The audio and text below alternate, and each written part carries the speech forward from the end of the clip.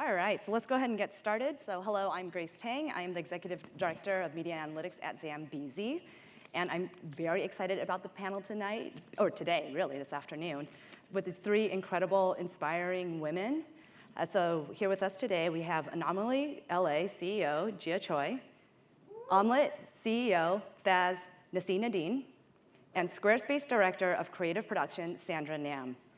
Okay, so today we're gonna talk about experiences, lesson learned, and to provide advice about people who are constantly in rooms when you walk in and you see people who don't look like you, who don't act like you, who don't have the same backgrounds as you, and so you get a feeling of like, okay, how do I maneuver and navigate this?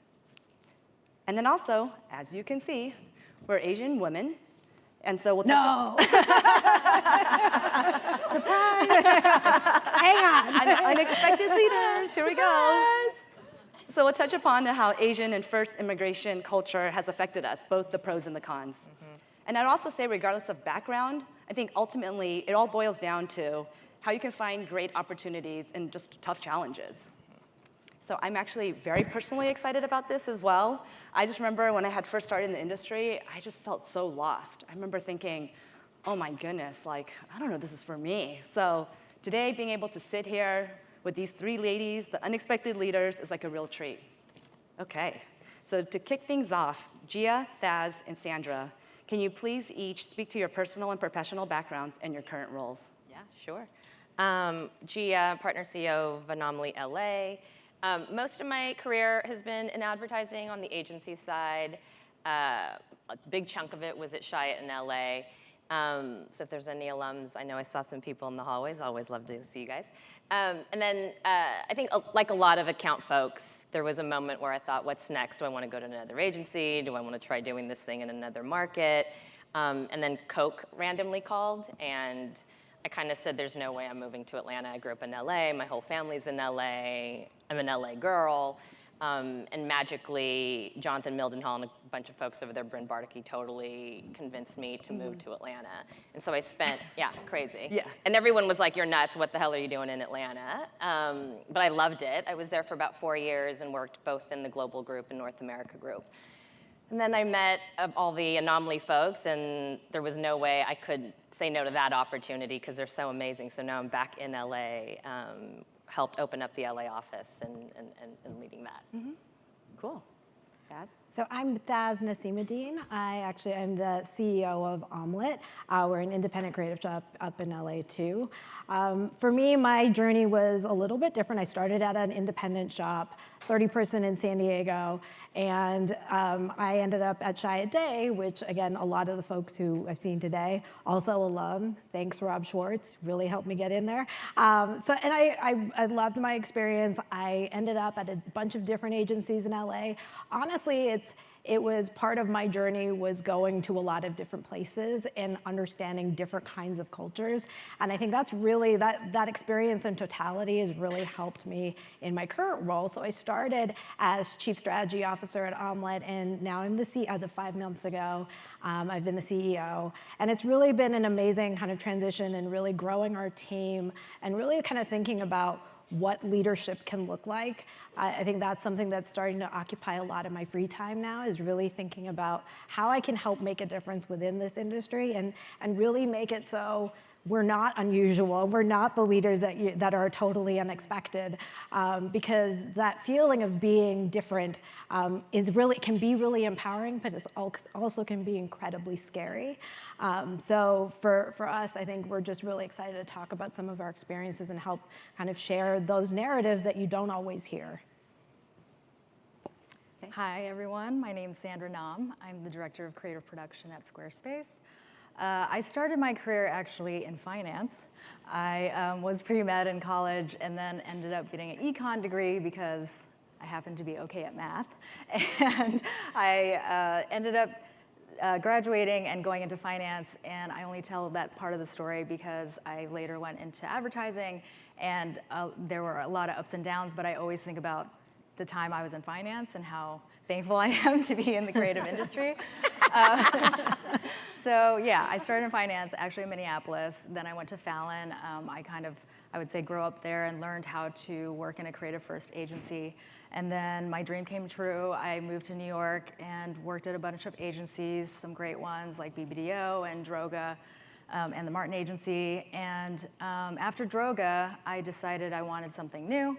A manager that I had met in the industry gave me a call, and I ended up going to Google Creative Lab.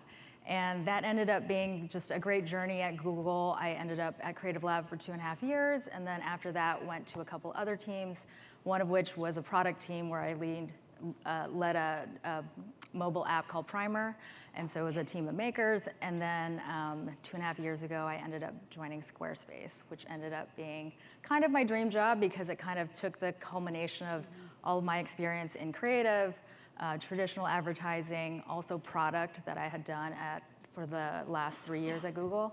And now I'm overseeing a team of brand and product design producers, and also our in-house content studio. Awesome. Yeah. Okay, so starting the questions. So in our previous conversations, you've described yourself as women who didn't necessarily have role models that looked like you, or talked like you, or acted like you. So essentially, you bugged the system and kind of carved your own path. I think we heard a little bit about it from your background already. So Jiah, I'm going to start with you. Can you please talk about that a little bit more? Yeah, my journey has been interesting just because I really had never really planned on being a CEO of an agency. I mean, I left the industry for reasons that you guys all know who are in the agency. It's like our process and the way we approach things are fractured, and the industry right now is at a place of trying to figure out new models and how this all works. So I really, honestly, for me, was never about oh, I want to become a CEO of an agency. I was lucky enough at Jiah at a time where it was at a time where a lot of leadership were actually women, and while the office, I would say, wasn't particularly diverse, there were a lot of women leadership, whether it was Margaret Keane and Suzanne Powers and Bryn Bardicke and all those super smart ladies. Just being able to work with them was really, honestly, inspiring. I mean, I still keep in touch with a lot of them. And more than that, I think at the time we were lucky enough to work with Lee Clow, who, if any of you guys have worked with him, know that he really champions creativity above all else. And so he could care less what your background is, what your role was, where you were from. If you had a really good idea and you were there to champion a really good idea, you were in. And so I think because of that sort of filter, I think I would say in hindsight, that's probably where I probably gained a lot of, I was lucky enough to work with all of these folks and gained a lot of sort of examples of leadership around that. And then also just, again, it wasn't a super diverse group, if I'm being honest, and I certainly didn't intentionally lean into all of the women that were there. I just think in hindsight, just thinking about it, I think that's probably sort of influenced a lot of sort of the things that I've been able to do today. Right. Yeah. Cool. Do you guys want to add a little bit to that? I think it's an interesting thing not always seeing what you want to become. And for me, I was a strategist. I grew up in creative agencies. Everyone is a cool British planner, and they're mostly white dudes. Love them. They were incredible mentors to me. And honestly, I had a group of people who really stuck their neck out. But the reality is I wasn't a part of the club. And I knew that there was a moment where that club wasn't mine.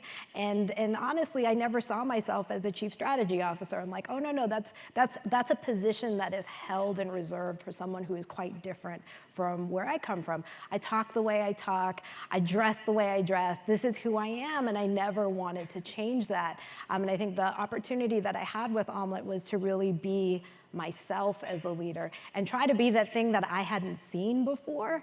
But I really I feel like, not that the world needs another leader, but it's like, I think we just need different kinds of role models within our space. Cool. Yeah, and just to add to that, I guess my story is I moved around a lot when I was younger. I ended up living in a lot of white suburbs, and so I'm kind of adapted to being the one of very few Asians in the room. And so when I joined advertising, and especially I joined in Minneapolis, I think I was very used to not seeing a lot of Asians in the room or being the only one in the room as Asian. And as many as you might know, in ad agencies kind of everywhere it's pretty white. And creatives, generally male-dominated. And also when I started in production, a lot of the heads of productions were men. And it was usually broadcast. That was kind of like the background of someone who would be the head of production. So for a while, I thought I could never be the head of production. When I moved to New York, I think it changed. I saw a lot more women in production and heads of production. And I think that, I don't know, this is my personal opinion, but I think that as the world's changed to be more digital, and so has the creative and advertising industry, I think that's kind of where I'm at right now, where I learned digital kind of in 2004, 2005, and I've kind of always been a translator between traditional and digital. That was kind of my specialty when I moved to New York and was an integrated producer. So I think I feel like in this day and time, like the perfect opportunity for me was becoming the head of production, knowing digital, knowing product, knowing traditional advertising. That kind of paved the way for, me filling this job. And Google, I think, had a lot to do with it, where in the ad world, I didn't see a lot of opportunity or hope for me. And then when I went to Google, I saw a ton of, it's a bigger company. It's bigger than kind of any ad agency I feel like I could have worked at. And I just saw a lot more women leaders. I saw the way they were very inspiring, and I think that opened my mind too to seeing an opportunity like this and taking it. Yeah, I think maybe like a common theme that I'm hearing is essentially, in the beginning you don't see anybody, but then eventually maybe it's like there's a few women that you had worked with at Jiah, although you didn't interact with them, just the fact that you were even seeing them, and then you saw some folks when you're at Google, it just seems to like open it up. And I think there's a study that was done, is basically like you basically need to have like two, I think, people in the room, and I think that just, if it's same like women or if it's minority, and that seems to like just really help quite a bit. I actually remember the first time for me was I had looked at a digital article about a CEO who was of a PR agency that was Asian, and it was the first time I had saw it. I remember just like blinking at it, being like, oh my God, it's possible. Yeah. So it's just really exciting to hear. It's like, I think once you see it, it really helps a lot. So we're all strong Asian women, and I'm curious to hear about how your Asian and first-generation immigrant background has influenced you as a leader. How has it helped? How has it hindered? Daz, do you want to start this one? Sure, because I like talking about being Asian. Because I was like, the thing is, like, I feel like one of the things that it teaches you, and it teaches, and every minority knows, it's like you get the sense, like, I was the kid with one eyebrow and smelled like curry. Like, and that was like, you learn a certain amount of resilience. Like, that teaches you a kind of resilience that you can't get in, you don't get it in university, you don't get it in like, even in your workplace. But the idea of being able to kind of overcome things and really kind of be strong and confident in who you are comes from some of those moments. And for me, like that resilience has been really important. And that resilience, and like there is a work ethic. I'm a first generation immigrant, and my parents worked their butts off to make sure that I had the best education possible, that I had all of the opportunities. And I take that as a privilege, and I want to spend that privilege in the best way possible. And I think it's so critical for us to be able to spend some of that because I know I have opportunity. And again, we have stages, we have forums, we have an opportunity to actually kind of help open this up and really demonstrate through the work. Like at the end of the day, the work is what matters. And I'm so proud of the things that my teams have accomplished together, and we're continuing to accomplish. But like at the end of the day, it's like that work ethic and that the obsession with creating great things is something that, again, like my upbringing really helped reinforce that. Mm-hmm. So that's something that's a pro, definitely the work ethic, right? So I'm curious, like, what about a hindrance? Yeah. I think any kid of immigrant parents will tell you that you do have a sense of obligation for creating a better life than your parents had, just because you know what they sacrificed.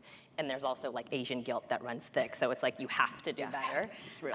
It is real, yes. I think the cons, to be honest, in our industry particularly, and I do think it's getting better in every generation, is that creativity and the creative arts was not historically known as sort of as a way to earn money, to be honest. I mean, if you think about folks who've moved to another country, left all of it for a better life for their kids, a lot of folks, at least in my generation, sorry, Mike, they're gonna kill me, you know, your parents really pushed you to go down what was historically perceived as sort of like white collar careers because there was much more predictability in it, right? Like you knew if you stuck to it, you were gonna make a certain amount of money, it came with a certain status in culture. And I think we live in a culture today where that is completely blown up and creativity is really celebrated in ways that it hasn't before. And I think my point is the con is I think in Asian culture historically, creativity wasn't necessarily prioritized. I remember as a young kid, there was a local school in Los Angeles that came to our public school and talked about the arts. It was a school that was just about the arts. And for those who are around my age, if you guys remember the movie Fame, the school was based on this movie. And I remember this woman was up there and I really felt like she was like speaking to my soul. And I remember going home to my parents and saying, Mom, Dad, I really want to go and dance at this school. And they literally thought I had lost my mind. Like it was like, what do you mean you're going to school to dance? And I was like, I want to be a dancer. And it was like, and I mean, quickly they crushed that dream because it just didn't make sense for that generation. And so I would say that's the con. I do see changes happening now, like even some of my nieces are now in the industry and I think, and a lot of it is because they are seeing success for women, for people of color, from people from all walks of life who are crushing it. And it's an amazing career and the longevity of it. And so I think it's much more encouraged, but I would imagine that most kids of immigrant parents, whether you're Hispanic or Asian, I suspect your parents probably didn't push you to become an artist or a photographer. I think I have a couple of friends who've done that, but historically, I think the power of creativity is pretty new in Asian culture. Yeah, because I mean, it's about, a lot of it has been historically about survival, right? Yeah. It's like, and it's about where your next paycheck will come from. And I will tell you, my parents for the longest time, and probably to this day, are still terrified because I moved around a lot. I was like, well, it's just not inspiring me anymore. They're like, what are you talking about? Get a job. Like you cannot keep running around the world. But like but that's also a part of your spirit. There is a part of your spirit that needs to be satiated with different creative endeavors, and that's just part of who you are. And you can only fight who you are for so long, even though my mother still is petitioning for medical school for me. So if any of you ever talk to my mother, like medical school is definitely still on the radar for her. But that's, again, that historical, like, yeah, you can be CEO of an agency and your mother still wants you to go to med school. But there's that kind of history within the culture that just wants that predictability for you. And I totally understand it, and I empathize with it, but this is the life we choose. And here we go. Yeah.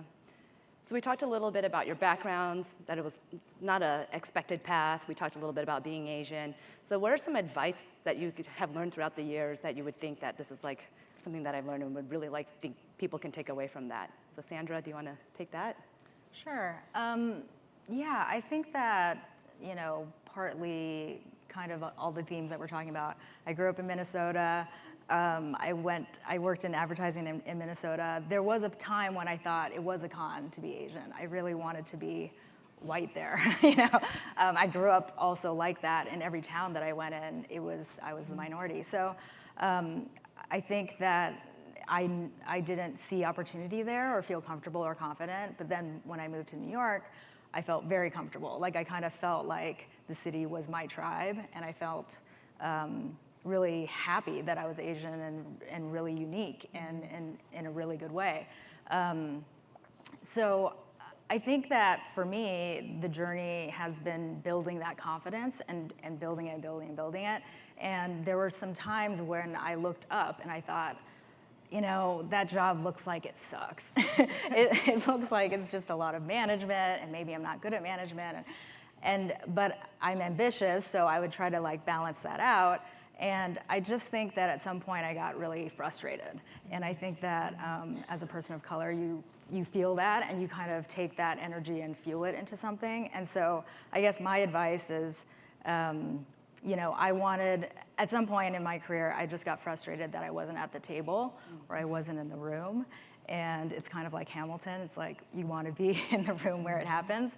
And that's kind of what fueled me to take bigger and bigger leaps and bigger jobs for me, is that I realized if you're not in the room and you're not at the table, then you can't share your ideas with anyone, and also kind of change the dynamic and change the people you hire and change kind of how spots are made or creative is made without being there leading. So I guess, don't be afraid to be a decision maker. I think I shied away from it for a while, thinking it was a little more comfortable just to be a doer or a maker. But I think it's true. Like, having now been a director for 2.5 years, I think it's been incredible to be in the room and see how much I know and happen and I can affect. And little things like casting a spot or a VO or things like that can make a huge difference. And I think that's so important, just like on that point is finding your tribe and finding your people. I'm very lucky that these two women beside me, who I've known very well, who have really helped me grow. And I had that moment where I'm like, when the CEO position was offered, where I was terrified. I was like, I can't make those decisions. What? I'm like, EBITDA? Okay, that's what I have to worry about now. And it was a really difficult moment for me. And I went to Jiah, and I'm like, Jiah, can I do this? She's like, yeah, you can do this. I was like, are you sure? I'm like, I'm not sure if I can. And having that kind of support around you is and real support. Like, the thing is, you have the friends who are there for you in the good times, but not necessarily there for you on the low, scary days. And you need the people who will be there for you in the low, scary days. And again, I'm very grateful for these women because that's really what community is, what will help propel you. And when you get into that space, like, the biggest advice I have is one of the things that we say at Omlet, which is make space, take space. And we did not coin that. A very great partner of ours who came in and did some workshops with us helped us get there.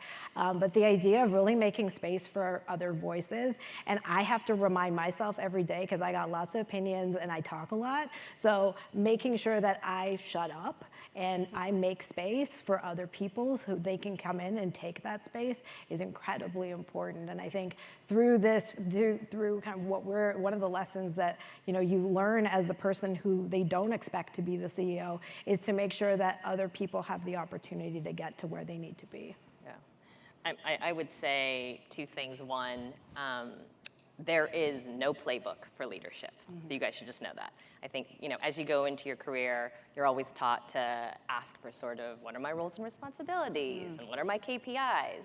And I think what's complex about leadership is that there is no playbook, mainly because leadership at one organization is very different leadership in another organization. And so I think some of the best leaders that I've been fortunate enough to work with really are clear about their values and apply those values and their experiences to make the right decisions for their organizations and their team and in the way they want to grow their businesses. And that is very different for every single person, right? The other advice I often give is getting really comfortable with ambiguity. Especially in this industry, we're just sort of at an interesting crossroads right now, but there is no answer to ambiguity. To get comfortable with it just means just know that it's constantly undefined and you're constantly trying to redefine it or look at old models and how we can make it better. But I think the sense of ambiguity is also true for our lives and in our journeys in our career. For me, it's been a big theme for me in the last, I guess, 10 years. I would never have thought that I would move to Atlanta and work for an organization like the Coca-Cola Company, because it's so radically different than the experience I had at Chiat in LA, which is where I pretty much grew up. And then even beyond that, I never really thought, for me, I never really wanted to be the CEO of an agency. And it just sort of fell on my lap. And when Carl and Karina and crew defined sort of what the opportunity was at Anomaly LA, it was really hard to say no. But I do think people get hung up on titles. It's like, can I be a CEO? It's like, well, what does that mean? I think that role is being defined and redefined today So just know that there is no playbook. Like, you guys are all gonna have to figure it out on your own. We're figuring it out, and the answer is very different for each circumstance. Right. So Sandra, I mean, you talked a little bit about working at Google, and so essentially, I guess, what do you see as the difference between the agency and the tech space? You talked about, that having more women leadership. Was there anything else that you thought that was just a little bit different from what we've seen so far? Yeah, I think, I mean, my experience at Google, I think at first was, like talking about tribes, is I felt like I found my tribe at Google because I found like the nerds. And when I was in high school, I felt like an outsider in certain ways. I really liked my high school, but I couldn't wait to go to college, and I went to school in Boston, and I left like early for Minnesota, and I think that like, Google, when I went there, it was like, oh, how did you get to work? And they're like, well, I timed out the trains and I waited in front of this door. And then, like they talked about how they commuted to work with such specificity that I realized, oh my God, I'm the same way. It's just the level of depth for anything, especially food. And so it was a place that kind of opened my eyes, and also it was a big change for me when I went from agency to brand. It really kind of broke a lot of paradigms that I had held for 8 years or 8 or 9 years in agency life, which is, there's these ladders and they're pretty clear where you're gonna go. They're pretty well defined. And when I showed up at Google and I was a producer, people were like, what's that? What do you do? And I was like trying to name drop the agencies I was at, and they're like, we don't know what that is. So, when I went, it was mostly engineers, and then the marketing team was actually pretty small. So producers didn't really mean anything. And so I had to redefine what that meant. And even for myself, I was saying to myself, what does it mean? And at that time at Creative Lab, it was just a think tank, and we were tasked to pick a product and show the magic in it and remind people why they love Google. And so it really taught me to wear different hats and basically erase what I thought a producer does and basically make a deck or concept with a creative or attempt to do strategy. All these things that I was kind of told not to do in the agency world. But it was all in the effort to help make things happen. And that's kind of like how I redefine my role at Google, and just producers help make things happen. So in my time there, I think I vacillated between a marketing manager to a product manager sometimes, as a producer, a digital producer, sometimes a consultant if we were working with an agency. And that taught me that you just need to do whatever needs to get done. So I think that was a big kind of change for me in terms of approaching work, and I am glad that Google was a place that I was able to do that. But I think that's also maybe a brand side switch as well. Like when you go agency to brand, you just learn how to be useful and helpful in whatever way, and you kind of put less into your title and more about your contributions and your impact. But yeah, I think tech, it was like more nerdy and also more diverse. And if we're speaking about being Asian, there were tons of Asians there. And so I really felt really comfortable there, and tech has been a place where I feel really comfortable. My CCO is Asian, and our CMO is Asian, and Squarespace is pretty diverse, even though we're only a company of 1,000. So now it's a mere 1,000 compared to Google. But yeah, I think tech that's been a plus that I've seen. It's not maybe 50-50, but it's definitely more than my experiences on the agency side. Yeah, that's great news, because I think sometimes when you think tech, you kind of start cringing, because there's certain companies that you may be thinking of that may not be like that. But just to hear that your experience is so positive, you can see there's change that's already happening. Clearly, there's still more that needs to happen, but I think that's always a positive thing. So it sounds like a lot of us have taken like different type of risks, right? You went to Atlanta, tried to went to Google, and so essentially I'm curious as to, has there ever been a time where you've taken a risk and it hadn't panned out the way you thought it was going to pan out? And then it's like, then what do you do in that situation? This is a surprise question. So give them some time. You want to go first? I love that you look at me like that.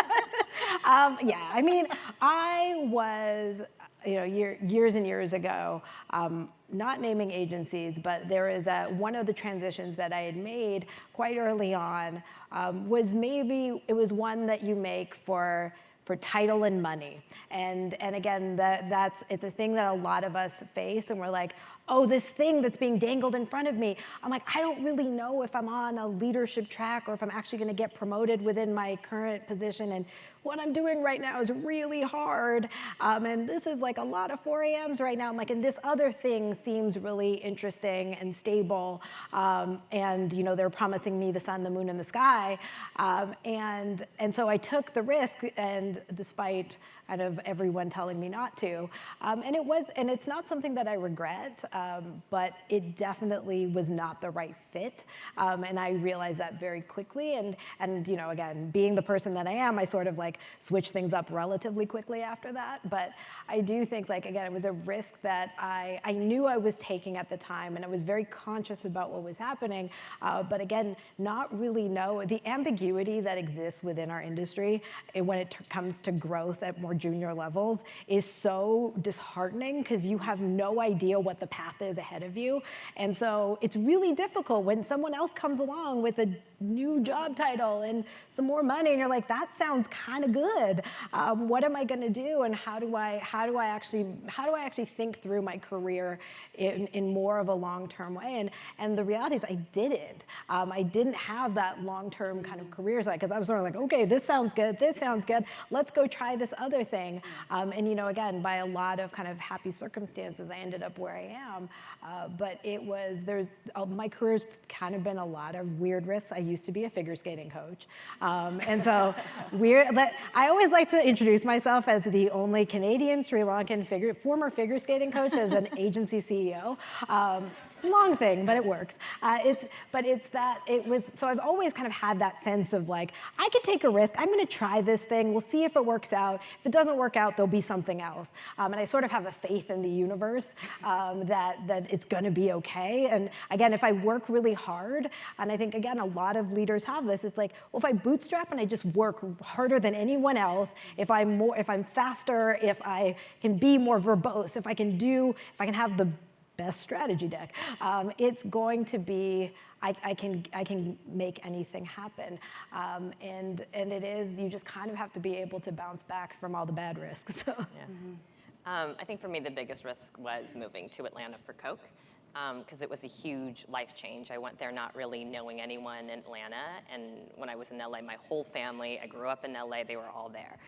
Coupled with going from agency side to client side, and then going from a place that was pretty liberal, and the livelihood of the organization was dependent on creativity, and moving to a pretty conservative corporate environment. And so, I admit to tons of people, I think the first 10 months, every day, I was like crying, being like, what did I do? This was a terrible mistake, mainly because it was just so different and I was so lost. And I remember a few folks in the global group telling me that it took them a year and a half to figure out how to navigate within Coke. And I was thinking, a year and a half?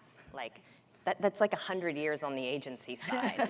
I was like, what? And so, but you blink, and a year and a half does fly by, and you're just, I agree with you, you just gotta stick to it, and then one day you wake up and you're like, oh, I've got this.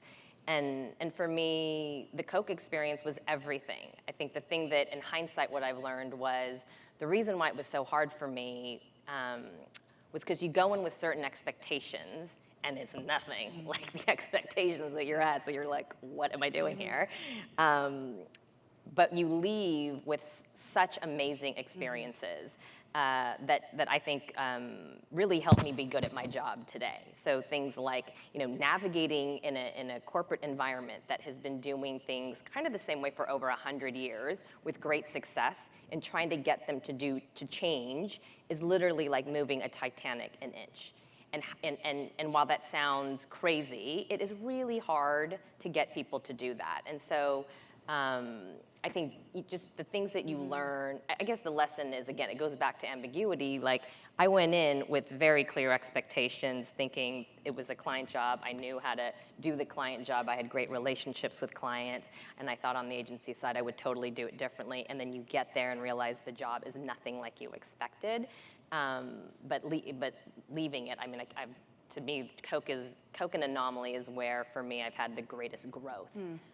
Mainly because I think it's learning around navigating around ambiguity. Right. Yeah. Yeah, I can absolutely relate to that. I actually moved to Washington, D.C. to go work in politics, and I was actually there for 4 years. Let's just say I'm happy I'm not in politics anymore. It was a really good experience when I look back, but I think there were some really challenging days. I remember literally crying on my way to work and crying back, but I'm like, I'm here for a reason. It's gonna get better. It's gonna get better. And some days it was, and some days, quite frankly, it wasn't. You know, but I think no matter what, it was just a good experience, because I think for sure, what the depth of what I have learned in terms of digital, just a way of doing things, and it's just another world in itself. So it's just a whole universe essentially that has opened up. So for that, I'm grateful. And I think just looking at it as that, right, just as an experience, and growing from it is like the best that you can do. So we have a few minutes left. I wanted to see if there's like any more parting advice that you guys have for the crowd here. I mean, to me, it's a really exciting time. I mean, truly. Like, I remember growing up in this industry and it's not even in the industry. It's like in culture and entertainment and what you're watching and what you're reading. And growing up, I didn't see people like me there on the main stage.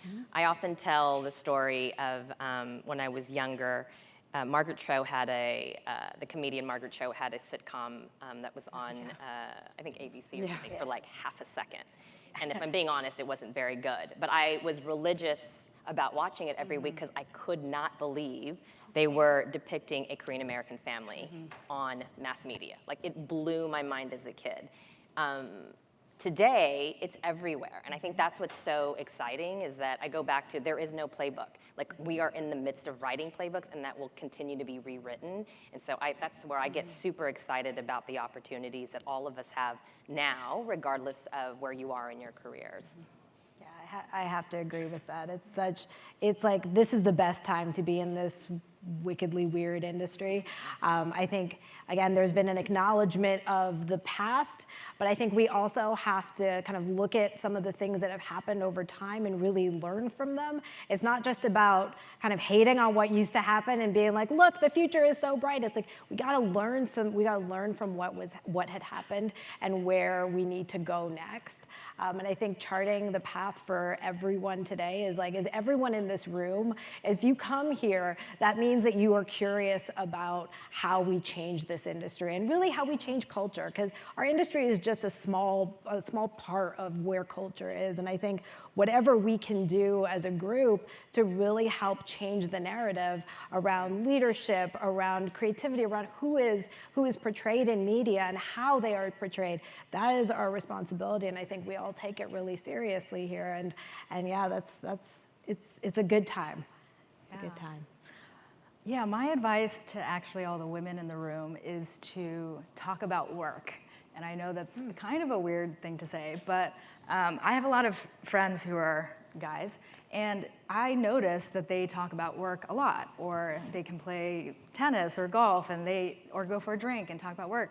And I would say that the jobs that we have, I am so thankful to have this support system, because it's helped so much. And when you have these jobs, it's really hard. It really consumes your whole life.